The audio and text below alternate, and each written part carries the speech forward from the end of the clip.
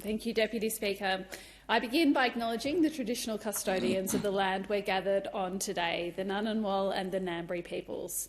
And I acknowledge traditional custodians of the lands across Australia, particularly the Wurundjeri people of the Kulin Nation, whose lands include Jagga Jagga.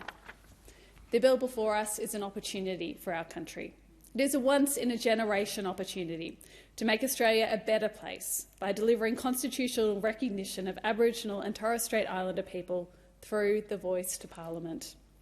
And it comes after decades of work from Aboriginal and Torres Strait Islander peoples and also from others who have worked alongside them, advocating for constitutional change.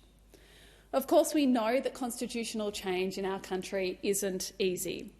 This will be our first referendum in 24 years, and it does seem a little daunting. But when we see past the fear of doing something differently, we can see the opportunity that's there. And I can see our country on the other side of this referendum, where we wake up having successfully taken up the invitation that is in the Uluru Statement from the Heart. That statement was the work of First Nations people holding dialogues across the country, culminating in a summit at Uluru on the 50th anniversary of the 1967 referendum. It called for the establishment of a First Nations voice to Parliament, and it concludes with the invitation. In 1967, we were counted. In 2017, we seek to be heard. We leave base camp and we start our trek across this vast country.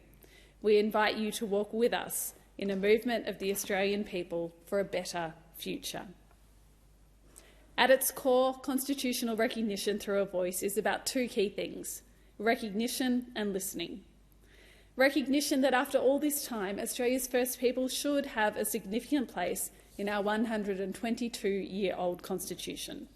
As Professor Megan Davis has said, it's a recognition of First Nations voices as being important to the nation. It's recognition that the descendants of the ancient peoples who arrived here 60,000 to 70,000 years ago are still here, have survived, and are speaking with their voice. Deputy Speaker, the concept of a First Nations people having a place in our Constitution is not a new one. From the petitions of William Cooper to the Yirrkala Bark petitions, the Barunga Statement and much more, First Nations people have long called for a greater say over their own lives. And I was struck recently when I was reading Shireen Morris's observation in Statements from the Soul, that in fact the Australian Constitution is all about voices. Shireen writes, "The federal system provides mechanisms for the historical political communities, the former colonies or the states, to always be heard against the might of the majority." So while the colonies or the states got provisions for their voices to be heard in the original drafting of our Constitution and in the makeup of our Senate, First Nations people did not get that position in the original drafting of our Constitution. That's the opportunity that's before us, to have their voice heard in our Constitution. And so this is not a radical proposition. It is adding a voice to our Constitution, a voice that could have been included there from the start, and the inclusion of which now gives us a chance to address the injustices of the past and to create change that will make things better now and into the future. It is our country listening to First Nations people and to their calls to have a real say over their own lives. So, Deputy Speaker, as I said, the proposal before us is not a radical one. The voice will not have veto power. It will be an advisory body. As the Attorney-General has set out, it creates an independent institution that speaks to the Parliament and the Executive Government, but does not replace, direct or impede the actions of either. The voice will provide a path for the Executive Government and the Parliament to consult with Aboriginal and Torres Strait Islander peoples. It will create a link between Aboriginal and Torres Strait Islander communities, the Parliament and the Executive Government. And its members will be selected by Aboriginal and Torres Strait Islander peoples based on the wishes of local communities. Putting the voice in our Constitution ensures that this link that I've been talking about is enduring. It ensures that it is something that we make sure becomes a part of the fabric of our country and how we do business going forward. And we need that because despite the efforts of successive governments, our efforts to close the gap have not been successful. 11 of the 15 Closing the Gap targets are not on track. Aboriginal and Torres Strait Islander people are still locked up at a rate that makes them proportionally the most incarcerated people on the planet. And I note we had a Royal Commission into Aboriginal and Torres Strait Islander deaths in custody, the report of which was released in 1991. It's a long time ago, but many of its recommendations still haven't been implemented, and Aboriginal and Torres Strait Islander people continue to die in custody at unacceptable rates. And so when the Leader of the Opposition frames part of his opposition to The Voice around saying that he would rather have a Royal Commission, I have to ask, what does he think would be different about that process? When we have the example of the seminal Royal Commission that has still failed to change outcomes for people's lives, when we have decades of failed approaches behind us, why would we keep using the same failed approaches over and over again? The proposal before us has the backing of some of the most senior constitutional experts in our country. It is consistent with the advice of the Solicitor General. It is time for us to take a new approach. We do have evidence that when Aboriginal and Torres Strait Islander people do have a say over their own lives and futures, when they're involved in the design and implementation of policy and legislation that affects them, that we get better outcomes. We see the results that come from things like Aboriginal community-controlled health services, which put Aboriginal health in Aboriginal hands. These are trusted services, which are run with a real understanding of their communities. We see the Indigenous Rangers programs, which not only protect country, but who provide role models for people in their communities.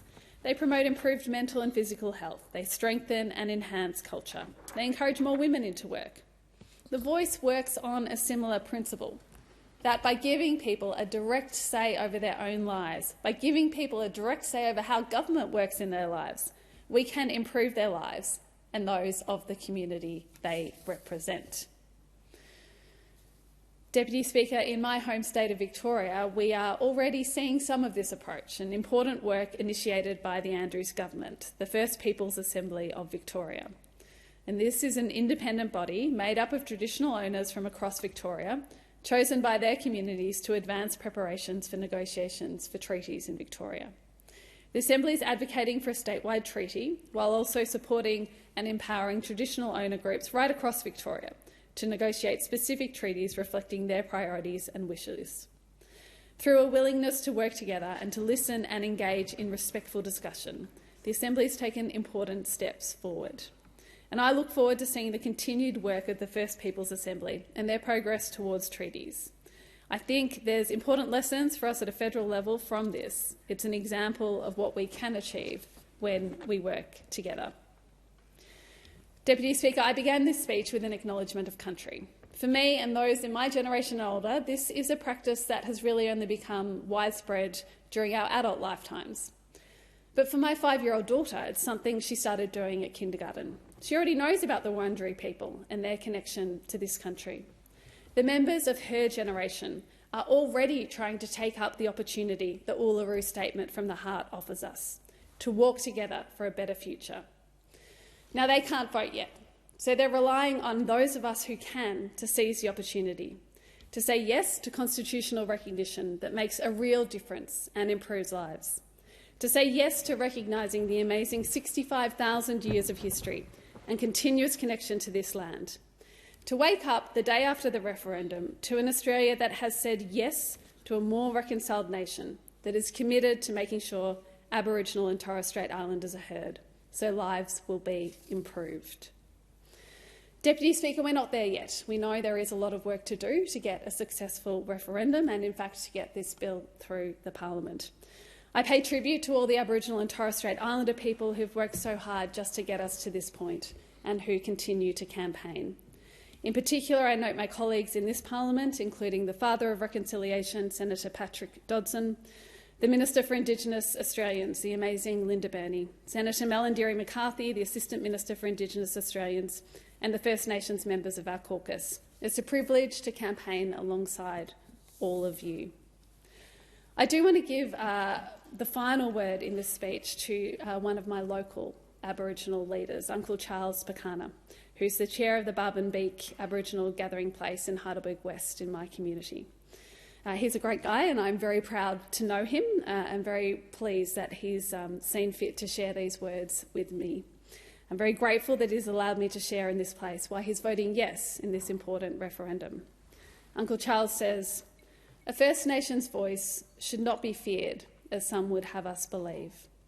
A First Nations voice should not be regarded as a mechanism designed to block parliamentary process, as some would have us believe.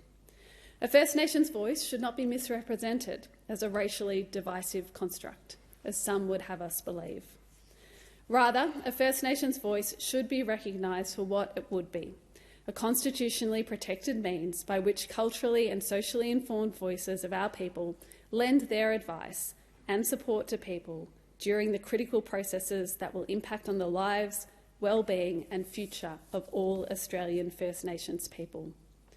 I urge those who currently advocate against the embedding of a voice in our Constitution to instead turn their passion and efforts towards the work that will be required to establish the legislative and social foundations upon which the voice will be built." I couldn't have said it better myself. I commend this bill to the House.